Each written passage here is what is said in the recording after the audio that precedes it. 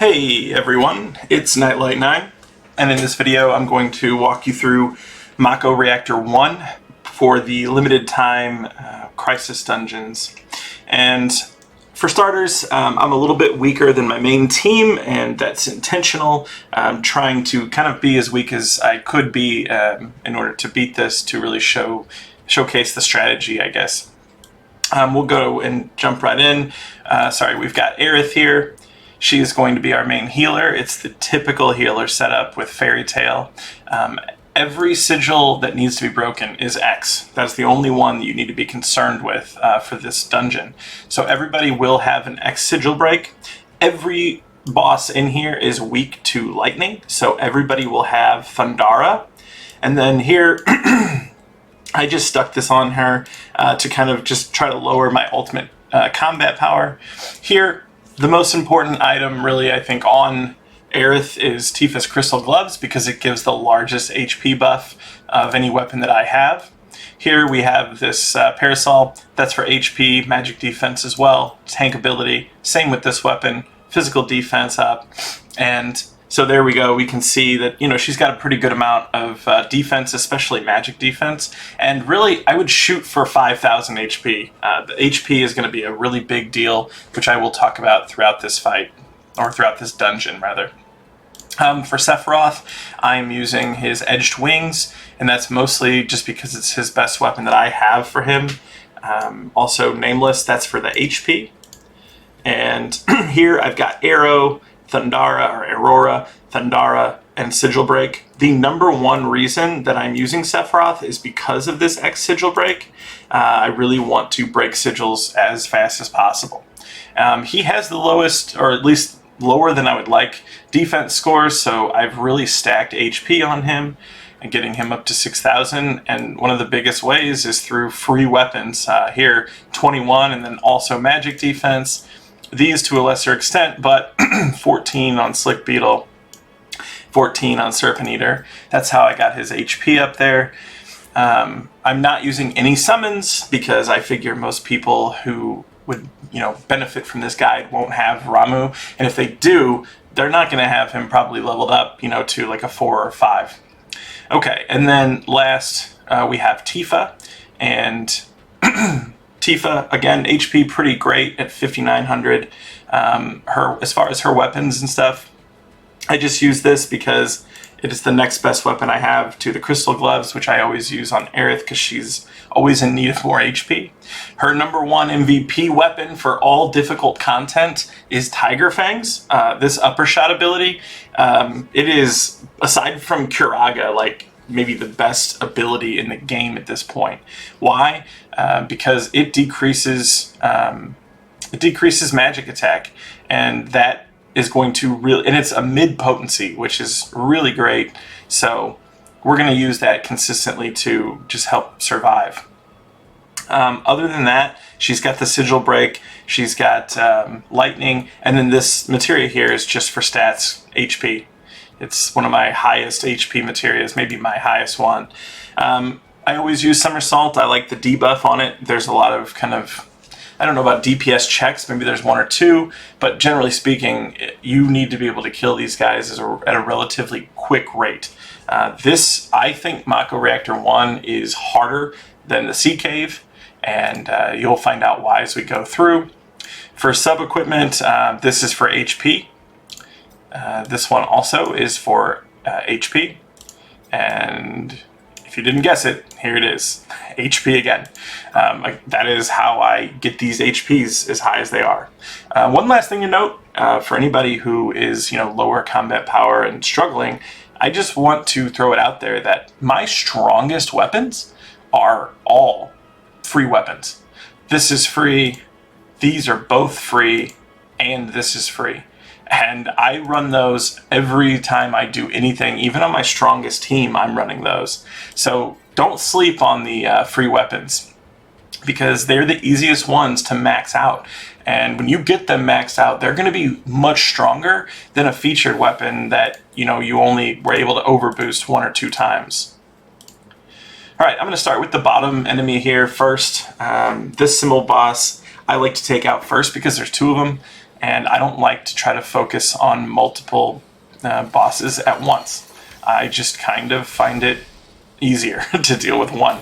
So if I have two and I have a choice to beat them while they're weaker before, you know, they get stronger from defeating previous bosses, then that's what I'm going to do. And I am going to try to do as much DPS as fast as possible, which I think I'm actually going to have to just take the shot here. But if I had Cloud in the party, I would be able to consistently DPS him down before he ever gets off his move there. However, I decided to go with Tifa instead of Cloud, and the reason for that is because Tifa has the Tiger Fangs for the debuff. And if your team is strong enough, then you can just use Cloud in this. Instead of Tifa, you can damage everybody down. But the problem is you need to have like really good health pools. Like you need like everybody on the team, I feel like, to be, you know, right around the 6,000 HP plus mark. At least that's what I've found in my experience. And since I feel like most people aren't that way, we're going to be using Tifa because if you are having trouble surviving, which is the number one problem that I have, if I use Cloud but make him weaker than normal, then you have to find a way to basically survive, right? And the easiest way to do that is to weaken the enemy's attacks.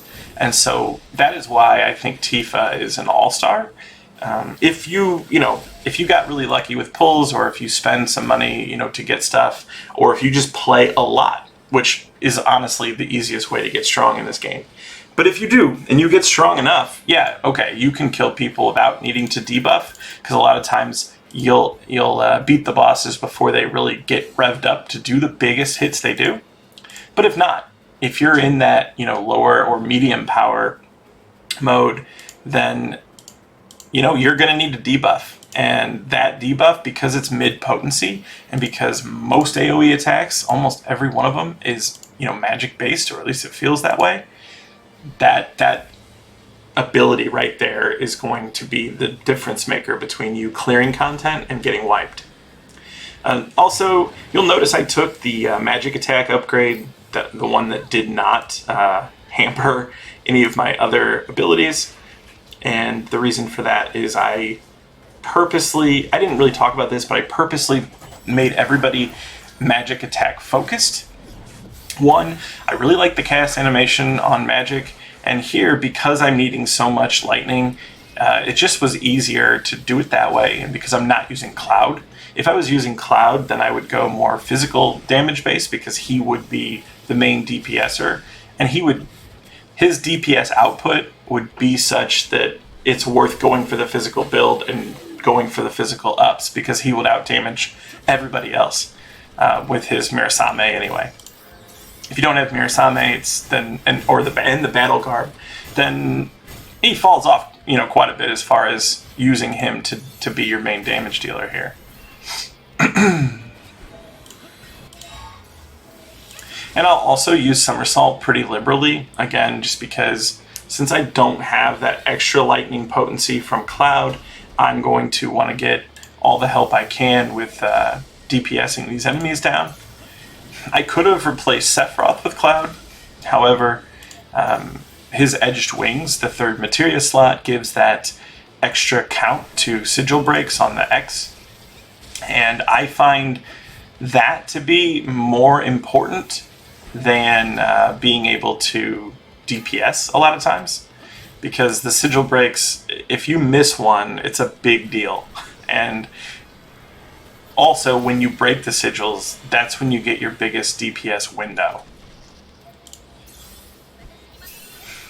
Alright, as soon as you see loading boot program, you know it's going to be a sigil break. And so, if you had the opportunity to cast something, but you see that, try to hold off, save it for the sigils. It is good to get those broken, like I said, as fast as possible, just so that you can start doing damage and avoiding taking hits, which will ultimately lower your HP cap.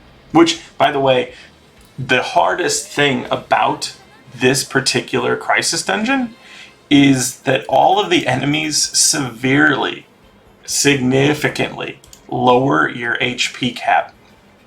And that is what starts to get really difficult by the time we get to the 4th boss. Just you can get everybody to full, but full isn't enough to take these shots. And so we are going to also focus just on, so we've got, magic defense down with the uppercut to try to be able to lower the damage those AoE shots do, so that we don't need quite as much HP to withstand them.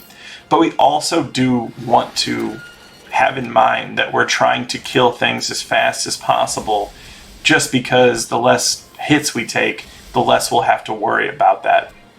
And that's why I'd mentioned that, you really ideally want as much health as you can get, because of the fact that they, every enemy does so much health reduction. This is a little bit annoying. His bar is behind my limit, so I couldn't quite see when he was planning on casting that. I was way early, but I figure it's definitely better early than to miss it. But I kind of wish that wasn't laid out that way. Alright, and here we are, finished this add-on group of enemies. We are going to be going into the 3rd boss. And so far we've used no items. I am going to do a quick check though, just to see how everybody's doing. And I think that this is enough HP to go into this fight. So we're not going to, but if you needed to use like 1 item, I would try not to use more than 1, because you will need to use a lot of items moving forward before the next 2 bosses. At least if your goal is to be able to clear this, right? So, conserving items obviously is a great way to make sure you can get S+, but it doesn't really matter if you get it doesn't matter if you conserve items if you can't clear the content. And so I feel like, for most people, that's just, hey, I need to just clear every single boss. I can tell you, if you do that, you're going to get an A or an A+. So I just wouldn't worry too much about that. Here I'm going to go ahead and pop Healing Wind, because I'm a little bit worried about this stomp. And one of the reasons that you need to be worried there is his previous ability that he uses shortly before that, which is easy to sleep on, by the way, and easy to not even notice that it's there, is he does a poison, an AoE poison. And that is significant because it starts draining your HP, and if you're not on top of that to do a heal before the stomp, you will be low enough that stomp will just wipe you. So just know, the poison comes and your health will start going down significantly.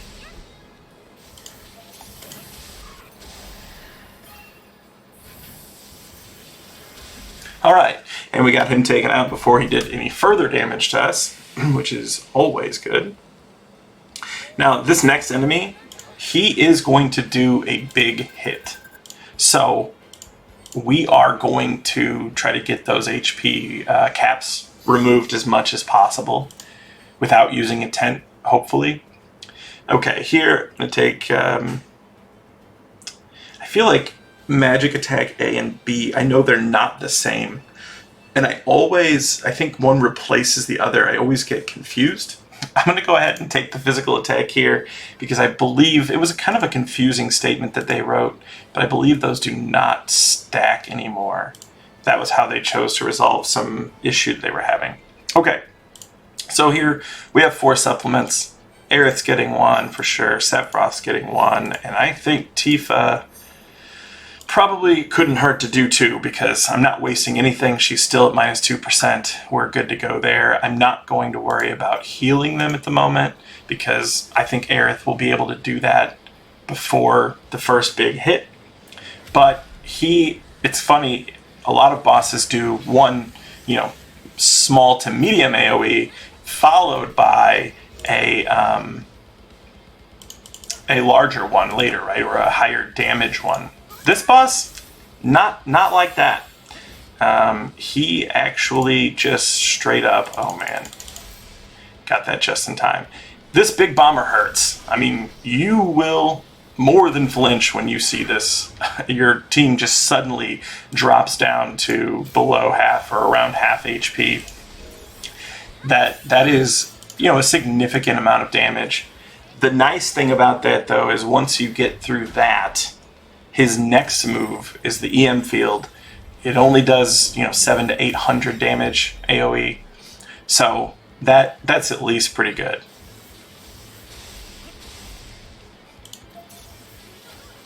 Make sure I switch my stances here. Yeah, still takes quite a chunk out. And it stuns Aerith. Doesn't really matter a whole lot. I'm going to get one cure in here because I don't want people to die. And again, one of the reasons I bring Sephiroth into this battle is because I know he can break those sigils faster. So if I need to heal with Aerith, I don't have to worry that, oh man, you know, make that tough choice on, do I get the sigils broken or do I heal people from dying?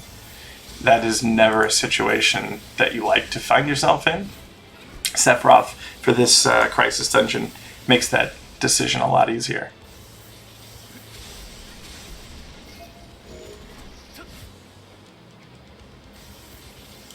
I'm going to get a heal in here. I'm going to use Upper Shot. Not sure if he actually even is getting debuffed by that. Sometimes I've noticed that it doesn't always show up right. This is a big hit. Luckily, it's only to one person. So, you know, basically we can just heal up right after it's over. I'm going to take this opportunity to actually just use the full combo to try to do damage because I don't really want him getting any more big moves off. I would like to avoid that.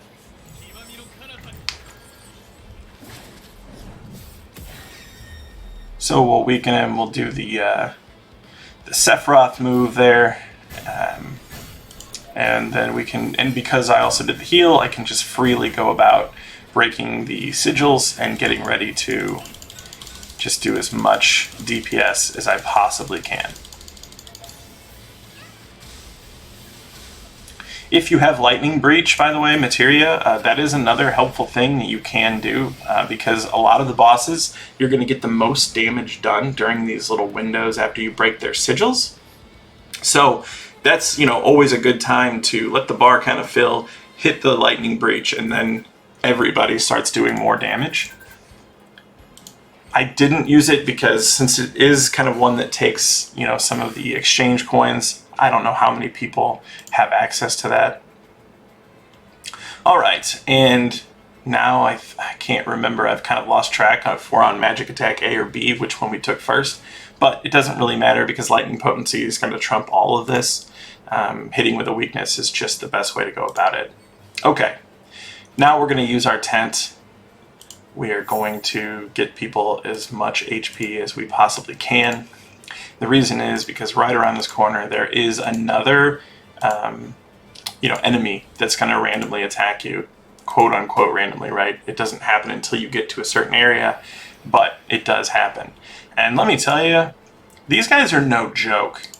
It is very easy to die here. I have died to this exact group on multiple runs. And I think the reason is because these side guys, you're always used to not really caring much what the side guys do. Let me tell you, they hit, and they hit really hard. And it's AoE. Watch this.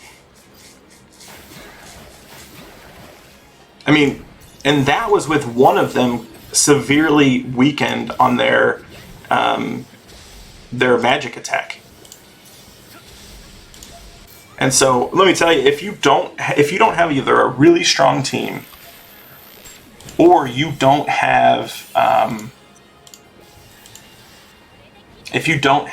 upper shot, that will put you down like low enough that you feel like for the rest of the fight, it is very difficult for Aerith to actually keep up with the heals.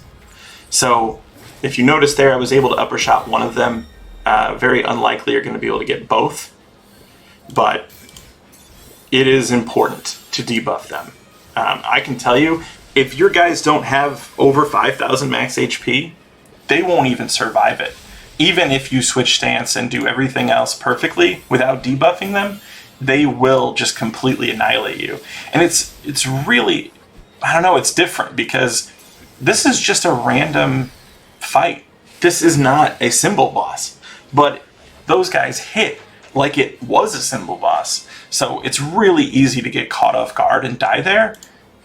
Hopefully you watch this video up to this point and you don't get caught off guard by that.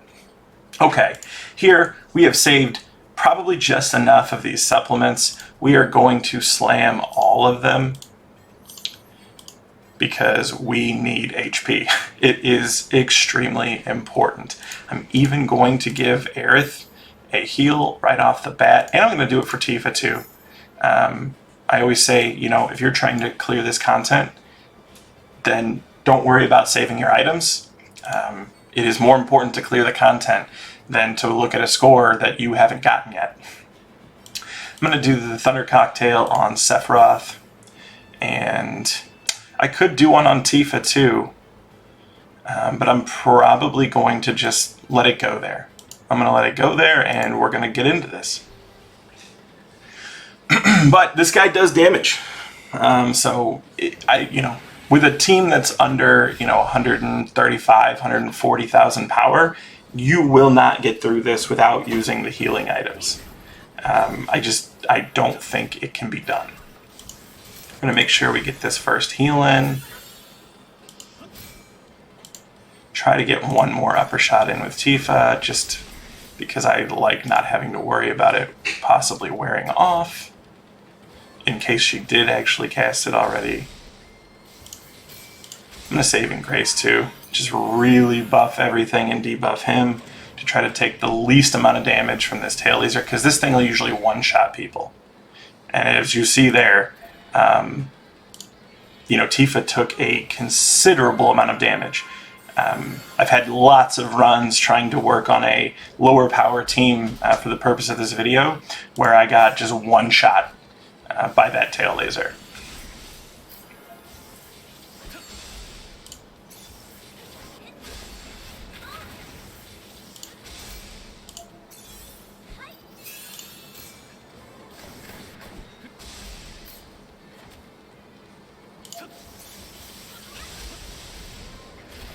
And we're just gonna keep steady throwing in the thunders.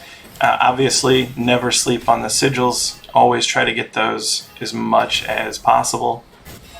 And then we're gonna go ahead and try to get in as much damage as we can.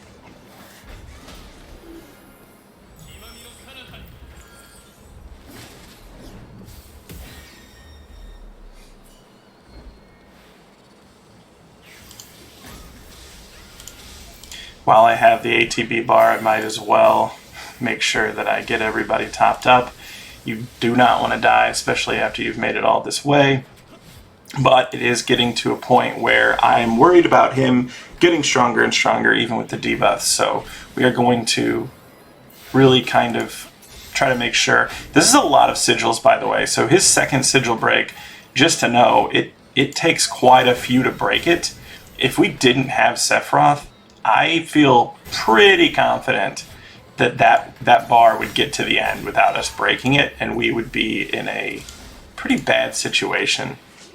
So again, that's why Cloud will do more damage, but the sigils are more important to clearing the content than, so Sephiroth, therefore, is more important to clearing the content because of his double sigil break than using Cloud for more DPS.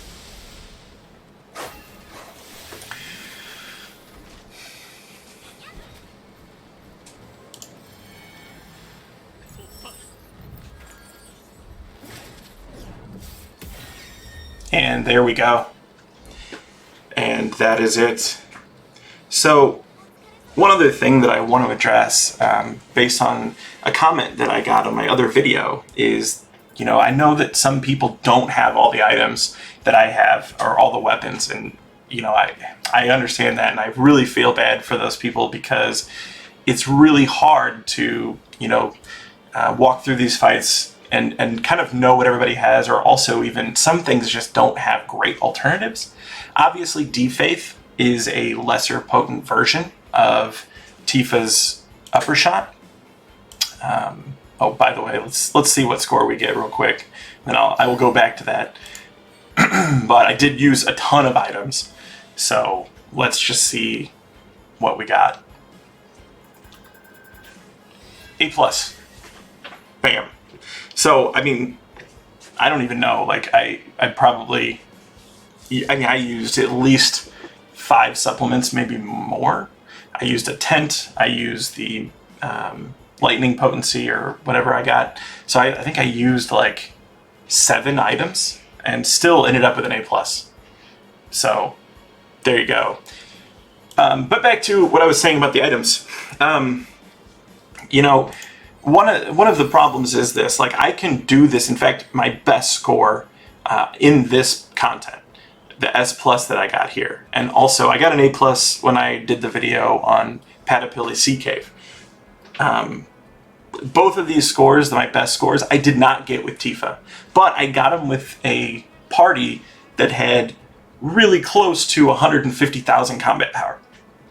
And so the problem kind of becomes why Tiger Fangs is so good, for example, is because the mid potency, right? That is a really good debuff.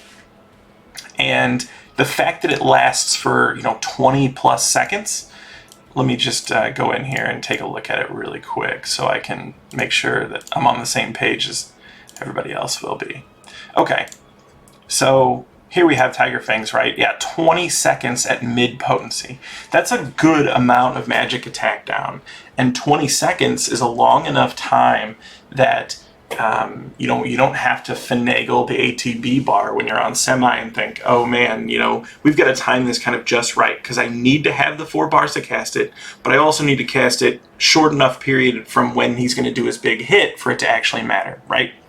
At 10 seconds, that can be kind of tricky, quite tricky a lot of times, especially if you don't have that, you know, if Tifa's not the main character you're controlling.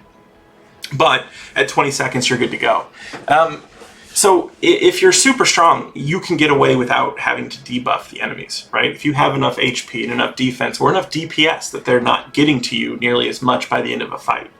But if your combat power is, you know, like I said, in that low to medium range, you're going to struggle and you're going to need to be more patient and more strategic with fights. The number one way that I know to do that is by debuffing. And like I said, in previous videos, I usually focus more on magic defense than physical defense, because it seems that more content requires high magic defense, or maybe a better way to put it is more of the big moves that really suck. The big AoE shots that bosses do are magic based. A lot of them are, the majority. And so being able to take that down, you know, in D-Faith is only low potency. So, you know, it's just not quite as good. You can try using that, but I really personally just like the, you know, the mid potency here. It really helps. And, you know, if you don't have it yet, that's okay. You can always put it on your wish list. And whenever you summon for any of the featured banners, when you decide to spend those crystals, put Tiger Fangs on that wish list. I did that because I did not have them until I pulled on the Sephiroth banner. And then I put that in my wish list because I wanted them, and I did get them. I mean, I spent every crystal I'd earned, every free one. I think I had some paid ones, but not a lot. But like 36,000 free crystals. And I just, you know, happened to get it. So keep putting that on the wish list if you do summon on a banner. Other than that, you know, just try to grow your characters, get them stronger, because like I said, if you are stronger, then you can get away with more things, right? You don't have to do as much debuffing or as much buffing. Basically, brute force and power will compensate for strategy. So I guess just know that. If you do have any questions, though, I always read the comments and try to reply to them all as well. I'd like to also know if you have any other things that you want help with, any other guides you think would be helpful. Drop a comment. I made this video and the CK video just because of a comment. So I do take those seriously, and I want to provide content that is helpful for the community. If you found this video helpful, please like it. And if you would like to see more content from me in the future, please subscribe to my channel. Thank you.